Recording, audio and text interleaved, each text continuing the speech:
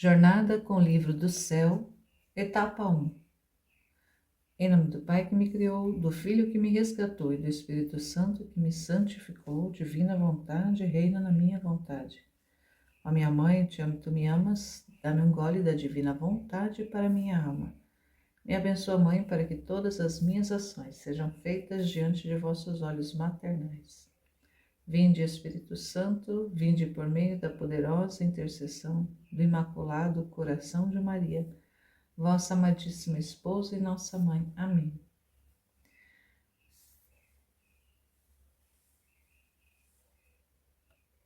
Suprema Majestade, eu venho em sua divina vontade, em nome de todos, do primeiro ao último homem que existirá na terra, para dar a ti as homenagens que tendes direito, as adorações, os louvores, o amor, as ações de graças que cada criatura lhe deve, e fazer as reparações por todos e por cada pecado. Venho, Senhor, na tua divina vontade. Dou-te a minha vontade humana por meio do Imaculado Coração de Maria, que possui todos os dons e os frutos da divina vontade. Dá-me então, Senhor, a tua divina vontade. Venha a divina vontade nesta ação que estou a fazer e em todas as ações que farei durante este dia. Amém. Fiat. Dando continuidade no volume 1, capítulo 31. A resistência de Luísa a Jesus, que a quer no sofrimento, porque falta o consentimento do confessor. Mas, no final, Jesus se impõe, comunica-lhe o estado de sofrimento e, como prova de que é sua vontade, dá ao confessor o anúncio de uma guerra entre a Itália e a África. E essa guerra do qual ele se refere trata-se da Primeira Guerra Ítalo-Etíope, também conhecida como Guerra da Abissínia, em italiano, Guerra de Abissínia ou Campagna de África Orientale. Corresponde ao conflito bélico da Itália na Etiópia, ocorrido nos anos de 1895 a 1896. Quando o confessor determinou minha obediência de não ter que estar mais na cama, eu comecei a resistir e dizia ao Senhor: o que queres de mim? Não posso mais, porque a obediência não quer.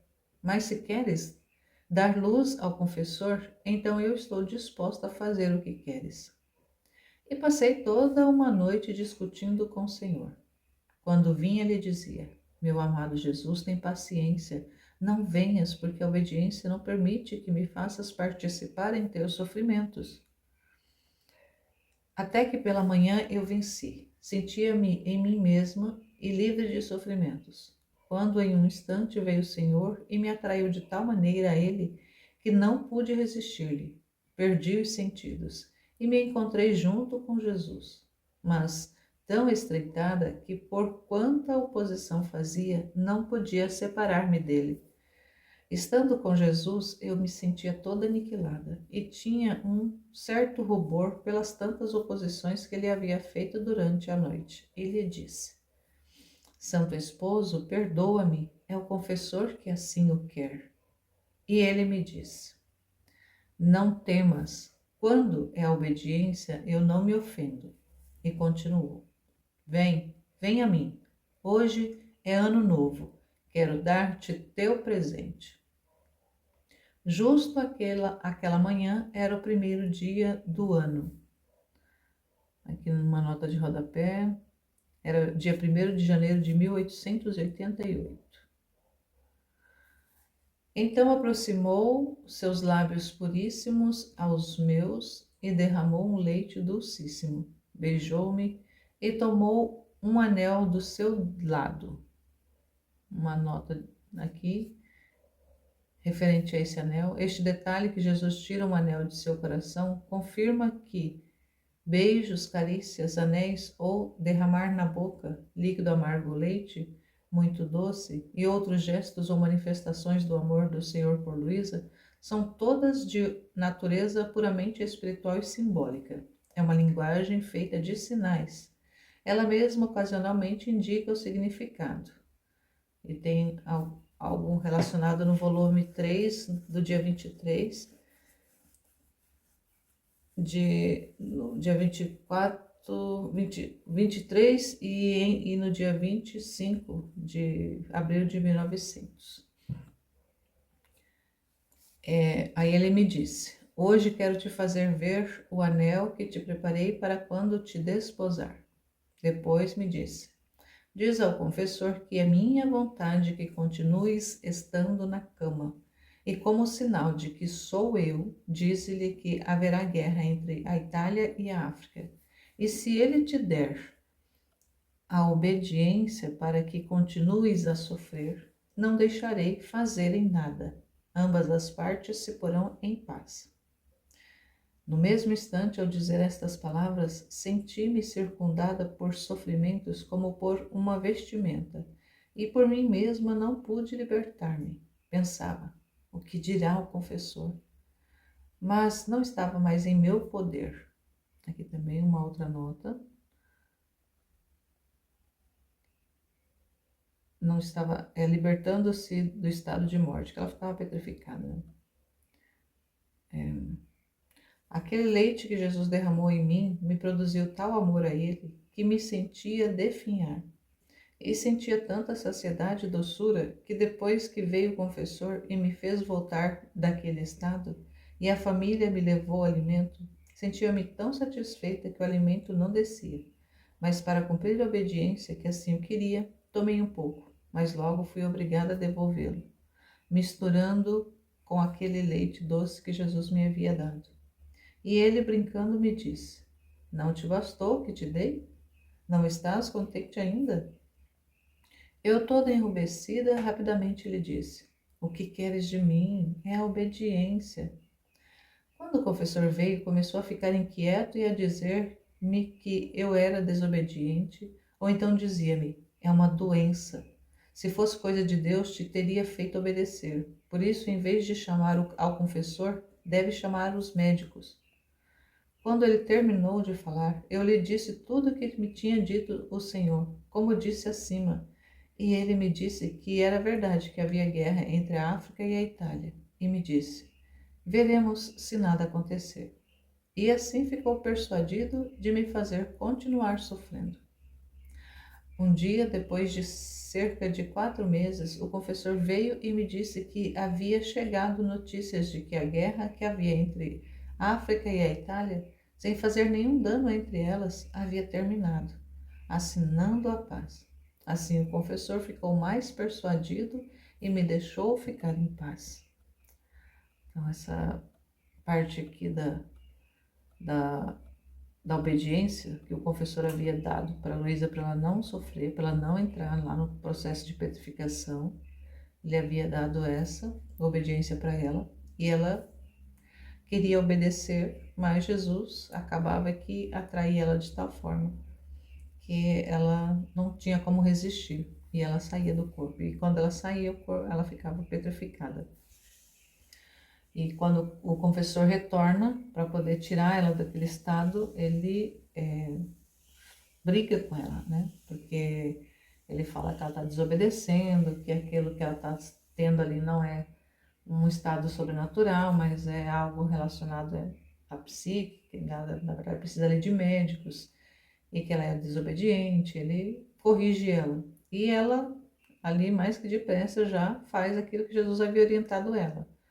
Ele deu um sinal, ele ia dar um sinal de que era realmente extraordinário, que era Deus que realmente estava fazendo aquele trabalho nela.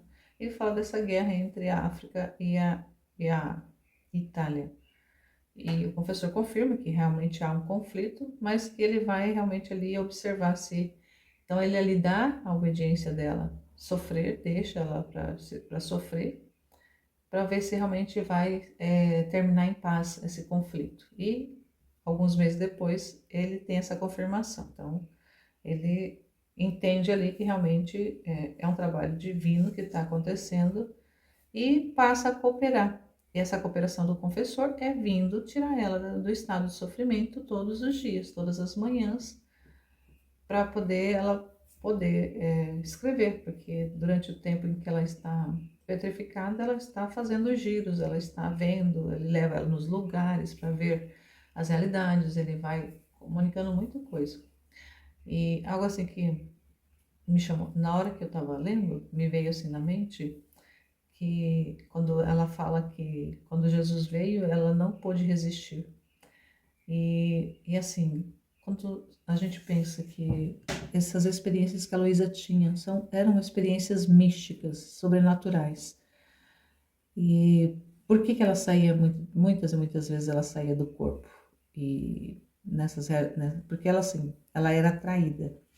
Quando Jesus queria, ele se apresentava para ela de tal forma atraente, porque quando Jesus na humanidade dele, ele né, o Deus na humanidade de Jesus se rebaixa ali para se tornar acessível a nós, seres humanos, porque nós não temos capacidade de suportar ver Deus face a face. Só na visão beatífica, quando nós já estivermos purificados, santificados, já formos santos no céu, na visão beatífica, nós vamos poder ver Deus. Mas na humanidade não temos essa condição, ninguém teria condições. Deus se rebaixa e assume a natureza humana para poder se tornar ali visível. Deus se torna visível em Jesus, na humanidade de Jesus. E quando Jesus aparece, muitas vezes que ele vem a Luísa, ele deixa, a princípio, o que eu entendi, que ele deixa transparecer um pouco dessa divindade, porque a divindade de Deus é tão atraente que não é suportável. Então, por que que ela não resistia? Ela não conseguia resistir, porque ali, ele se tornava tão atraente, tão atrativo, que a alma dela não resistia e ela ia para ele. Ela se entregava, a alma dela era atraída, então ele atraía. E aí por isso a alma dela saía do corpo. Então, entendi que que ele manifestava-se de alguma forma um pouco da sua, claro que não completamente, senão ela seria realmente aniquilada. Ela fala que ficava aniquilada, mas ela seria destroçada, destruída se ele realmente aparecesse tal como ele é na divindade. Mas de alguma forma ele se apresentava assim para ela, pelo menos é o que eu entendo, porque para poder ter para essa realidade da atração ser tão forte, tinha que ter ali algo tão sobrenatural que fizesse essa atração da alma para poder ir com ele nos passeios, nos voos que ela tanto fala. E é importante a gente também compreender essa relação da obediência. Então Jesus, ele fala para ela, eu não me zango, eu não fico... ele não se ofende porque ela tá ali naquela insistência, ela narrou que houve ali uma noite toda de disputa com ele, porque ele querendo que ela vá, que ela sofra, que ela receba ali os golpes da justiça, derramar nela o sofrimento e participar a ela os sofrimentos, e nisso ela tinha que estar também nesse estado sobrenatural. Ela resistindo, porque o confessor havia dado essa obediência dela não entrar nesse estado, e é toda aquela luta dos dois a noite toda, e depois ela se sente aniquilada depois quando ele atrai ela se sente aniquilada ali e como se sentisse aquela culpa, porque ela queria obedecer, mas ele atraía ela. E ele fala que não se ofende porque é obediência, mas ele dá a solução ali, pede para ela falar a respeito desse conflito, que acaba de fato convencendo o confessor e deixando ela livre para sofrer, dando a ela essa obediência do sofrimento. Então é importante que, como o confessor diz, que quando é Deus que está agindo, a obediência caminha junto. Porque se há ali uma rebeldia, é porque não é de Deus. O trabalho, aquilo que está acontecendo não é de Deus, não é realmente da parte divina, mas pode ter ali ou coisas do humano ou até mesmo diabólicos, quando existe desobediência, rebeldia, porque não é de Deus a desobediência e a rebeldia. Então é interessante a gente também compreender isso. No 32, Jesus Cristo começa a preparar Luísa para a união mística que havia prometido. Então meu doce Jesus não fazia outra coisa que me dispor para aquele matrimônio místico que me havia prometido. Isto me fazia ver estando eu neste estado, às vezes 3 ou 4 vezes ao dia, como lhe agradava, e às vezes era um contínuo ir e vir. Me parecia um apaixonado que não sabe estar sem sua esposa. Assim fazia Jesus comigo, e às vezes chegava a me dizer: olha, te amo tanto que não sei estar se não venho. Sinto-me quase inquieto pensando que estás sofrendo por mim e que estás sozinha. Por isso vim para ver se tens necessidade de alguma coisa. Enquanto assim dizia, ele mesmo me levantava a cabeça, colocava seu braço atrás de meu pescoço e me abraçava. E enquanto assim me tinha, me beijava, e se era tempo de verão e fazia calor, de sua boca exalava um hálito refrescante. Ou bem tomava alguma coisa em sua mão e me abanava, e depois me perguntava: como te sentes? Não te sentes melhor? E eu lhe dizia: em qualquer modo que estás comigo, estás sempre bem. Outras vezes vinha, e se me via muito fraca pelo contínuo estar naquele sofrimento, especialmente se o confessor vinha na noite, meu amante Jesus vinha, e me vendo naquele estado de extrema debilidade, tanto que às vezes me sentia morrer, se aproximava a mim e de sua boca na minha vertia um leite, ou me colocava ao seu lado e eu sorvia torrentes de doçuras, de delícias e de fortaleza. Ele me dizia: quero ser exatamente teu tudo e também teu alimento da alma e do corpo. Quem pode dizer o que eu experimentava, tanto na alma como no corpo, por estas graças que Jesus me fazia? Se fosse eu a dizê-lo, me estenderia demais. Recordo-me que às vezes, quando não vinha logo, me lamentava com ele dizendo: ah, Santo Esposo, como me fizeste esperar, tanto que não podia mais resistir, me sentia morrer sem ti. E enquanto assim dizia, era tanta aflição que sentia que chorava. E ele compadecia-se todo de mim, enxugava minhas lágrimas, beijava-me, abraçava-me e dizia: não quero que chores. Vê, agora estou contigo. Dizes-me o que queres. Eu dizia-lhe: não quero outra coisa senão a ti, e só deixarei de chorar quando me prometeres que não me farás esperar. E ele me dizia: sim, sim, te contentarei. Um dia, enquanto estávamos nisto, era tanta dor que eu não conseguia parar de chorar. Meu bom Jesus me disse: quero te contentar em tudo. Sinto-me tão atraído por ti que não posso deixar de fazer o que tu queres. Se até agora retirei tua vida exterior e me manifestei a ti, agora quero atrair tua alma para mim, a fim de que onde quer que eu vá, possas vir junto comigo. Assim poderás desfrutar mais e estreitar-te mais continuamente a mim, o que não fizeste no passado. Então aqui essa realidade da Luísa voltar a entrar no processo de sofrimento, os encontros com Jesus, ela fala, ali ele está preparando ela para o desposório, para o casamento místico, então as visitas são constantes, ele vai atraindo ela de tal forma que ela vai sofrendo também, ela nesse estado de vítima vai aceitando o sofrimento e vai desejando, porque ela estando sofrendo, ela está estreitada a Jesus, ele está sempre por perto. E quando ele demora um pouco a vir, ela já se lamenta com ele. De tal forma que ela se acostumou nessa realidade de ter ali a presença sensível de Jesus, que vai adentrar volumes adentro, vai muito, muito lá na frente, e ela ainda vai reclamar muito quando vai ter uns períodos em que ele vai vir pouco visitá-la sensivelmente. Porque ele vai dizer depois mais pra frente que ele está sempre com ela, está sempre dentro dela, mas como nesses primeiros anos foram muitos os contatos sensíveis, ela foi acostumada a ter essa presença sensível de Jesus, depois, para ela desacostumar dessa realidade, ela sofreu, mas sofreu, e ela fala muito das privações, do estado de privação, que era muito doloroso para ela. Então a gente vai compreendendo à medida que a gente vai adentrando nesses escritos, a gente vai entendendo um pouco mais a respeito desse trabalho de Deus, desse trabalho de Jesus na alma da Luísa Picarreta.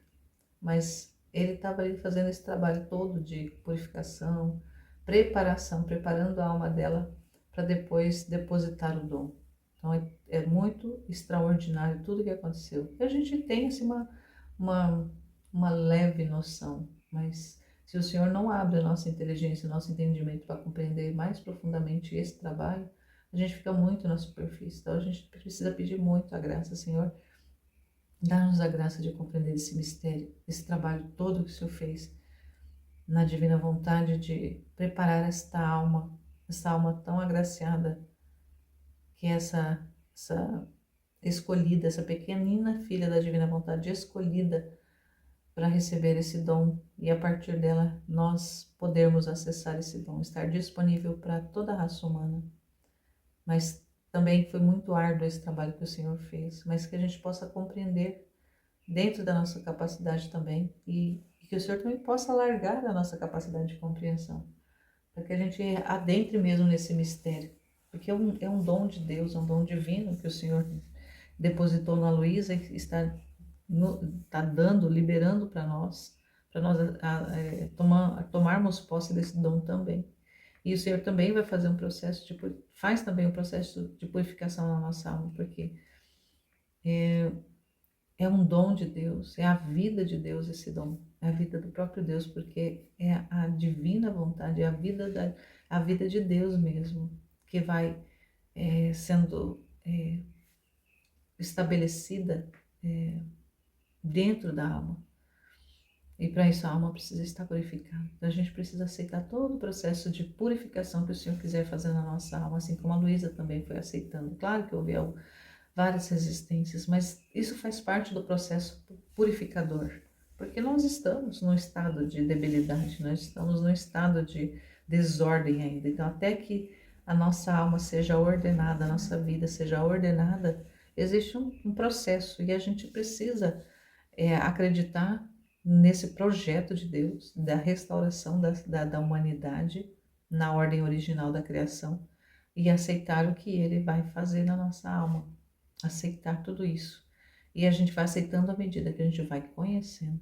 A gente precisa estar muito aberto, muito disponível, desejar profundamente conhecer esse trabalho de Jesus, conhecer a sua santíssima vontade, conhecê-lo e conhecer a sua santíssima vontade, amar e desejar possuir. E assim ele vai fazendo. Mas é à medida também da nossa disposição. A gente precisa ter disposição, reta intenção, para que ele possa ter esse espaço de trabalhar na nossa alma. No capítulo 33, retrato que Luísa traça da beleza divina da Santíssima Humanidade de Jesus, tal como este aparece para ela. Olha que bom aqui. Ela vai retratar essa beleza da Santíssima Humanidade do Senhor, como ele faz aparecendo para ela. Uma manhã, não me lembro muito bem, creio que tinha passado cerca de 3 meses desde que comecei a estar continuamente na cama. Enquanto estava no meu estado habitual, e lembrando que esse estado habitual da Luísa é o estado de petrificação na cama, ela passa a ser, né? Veio meu doce Jesus com um aspecto todo amável, como um jovem com cerca de 18 anos. Oh, como era belo! Com a cabeleira dourada e toda encaracolada. Parecia que encadeava os pensamentos, os afetos, o coração. Aqui uma nota. Compare com a descrição do noivo, feita pela noiva no Cântico dos Cânticos. Essa é o que ela vai dizendo. No entanto, deve-se ter em mente que Luísa não poderia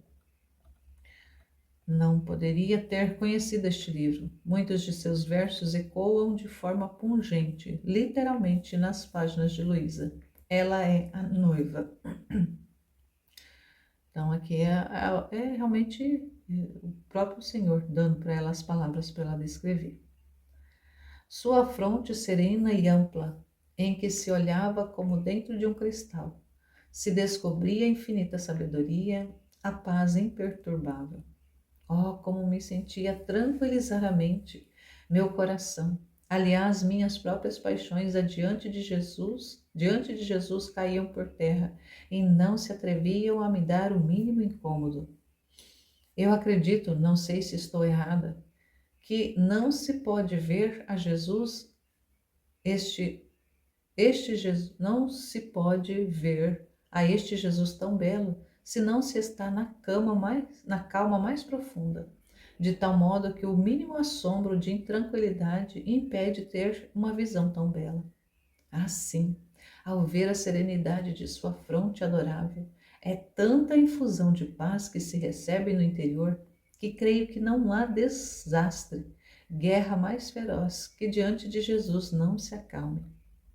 Ó meu todo e belo Jesus, se por poucos momentos que te manifestas nesta vida comunica tanta paz, de modo que se possa sofrer os mais dolorosos martírios, as penas mais humilhantes, com a mais perfeita tranquilidade. Parece-me uma mistura de paz e dor. O que será no paraíso? Oh, como são belos seus olhos puríssimos, cintilantes de luz.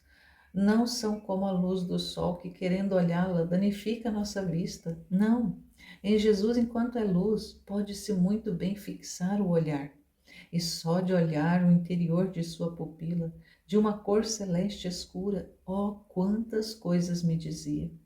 É tanta a beleza de seus olhos, que um só olhar basta para me fazer sair de mim mesma e me fazer correr atrás dele por caminhos e por montes, pela terra e pelo céu.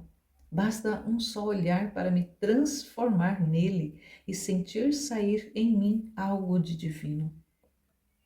Quem pode dizer a beleza de seu rosto adorável? Sua tez branca, semelhante à neve, tingida de uma cor das rosas, das mais belas.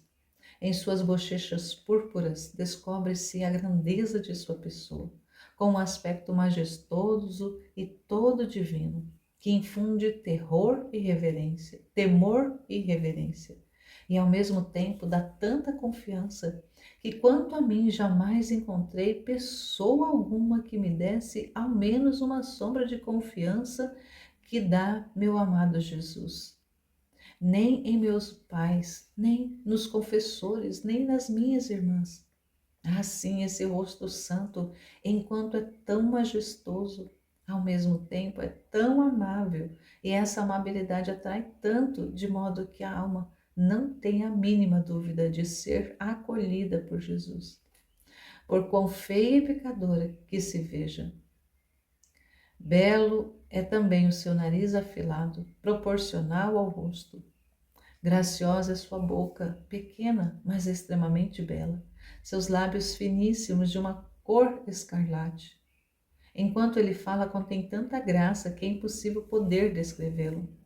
É doce a voz de meu Jesus, é suave e harmoniosa. Enquanto se expressa, sai de sua boca um perfume tal que parece que não se encontra sobre a terra, e profundo, de modo que penetra tudo.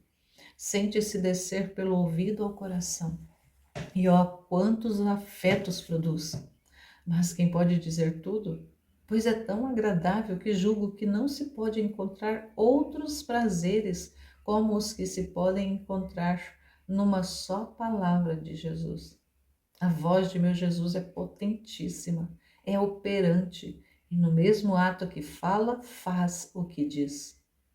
Ah, sim, é formosa sua boca, mas mostra mais sua formosa graça no ato de falar. Então se vêem seus dentes tão nítidos e bem alinhados, e exala seu sopro de amor, incendeia, resplandece, consome o coração. Belas são as suas mãos, suaves, brancas, delicadíssimas, com seus dedos proporcionados, e os move com uma maestria tal que é um encanto. Ó, como tu és belo, todo belo, ó meu doce Jesus. O que eu disse sobre tua beleza é nada, e mais, acho que disse muitos desatinos. Mas o que queres de mim? Perdoa-me, é obediência que assim o quer. Por mim não me teria atrevido a dizer uma só palavra, conhecendo minha incapacidade. Olha que lindo, essa descrição que ela faz de Jesus, e mesmo com alguns detalhes dessa descrição toda, ela ainda diz que falta, ela não tem palavras para expressar. mas ela tem que escrever porque é obediência, ou seja, o confessor deve ter pedido para ela descrever como que ela vê ele. E ela lhe dá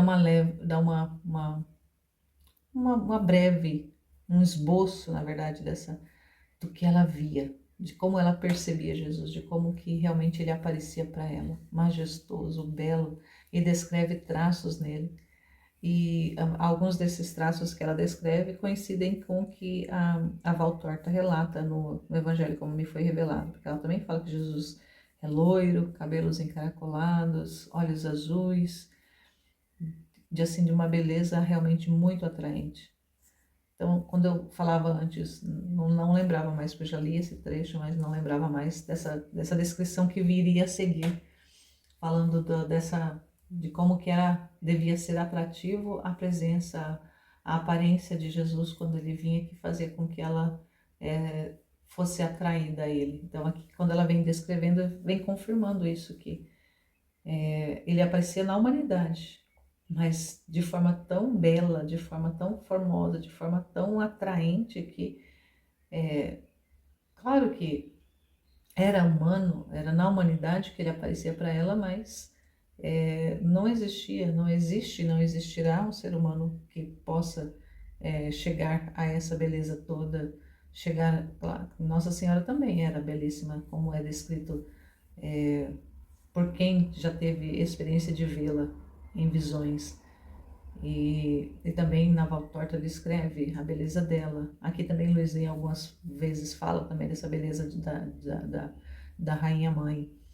Então também por causa dessa realidade também da perfeição, porque eles não tinham a mancha do pecado. Então olha só a gravidade do que o pecado fez conosco. Deformou inclusive o nosso estado corporal, afetou até nisso, não somente faz essa desordem, deixa a nossa alma no avesso, de forma desordenada, mas desordena também o nosso corpo, a nossa aparência.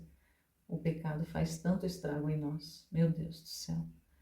Então, Senhor, dá-nos essa graça de um dia contemplarmos face a face o Senhor, assim como a Luísa contemplou-vos na humanidade, que nós, não sei, não, não temos, eu pelo menos não tenho esse desejo de vê-lo face a face, porque eu sei que na eternidade a gente vai ter tempo para ter essas experiências todas, mas na alma a gente pode contemplar essa visão na nossa alma, no nosso coração, na nossa inteligência, conforme ela vai descrevendo, a gente também vai adentrando pela inteligência, a gente vai repassando essas imagens e pode também ter essa experiência. Ele pode nos dar a graça de sentirmos essa atração por ele, a partir desse contato, dessas informações, pela inteligência, que é a inteligência que enxerga e convida a nossa vontade a aderir para que nós também sejamos, assim como a Luísa, filhos dessa santíssima vontade, filhos de Deus ordenados ao plano original para o qual o Senhor nos fez. Nós estamos aqui, Senhor, e desejamos profundamente viver tudo o que o Senhor tem revelado nesses escritos, viver essa experiência a qual o Senhor depositou na Luísa, ter a posse desse dom que está disponível para todos nós, estarmos abertos, Senhor, a tudo aquilo que o Senhor quiser fazer conosco, ser conosco, levar-nos a experimentar e sermos esses canais de tudo aquilo que o Senhor quer revelar para as demais pessoas, para outras almas, sermos esse espaço da sua vida, da sua existência dentro da nossa alma. E assim encerro essa jornada nessa primeira etapa desse dia de hoje e vamos continuando aí para frente até quando Deus quiser.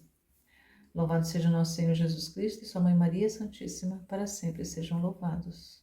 Estivemos e permaneceremos unidos no nome desse Deus Todo-Poderoso, Pai, Filho e Espírito Santo. Amém. Jesus, eu confio em vós. Fiat, fiat, fiat.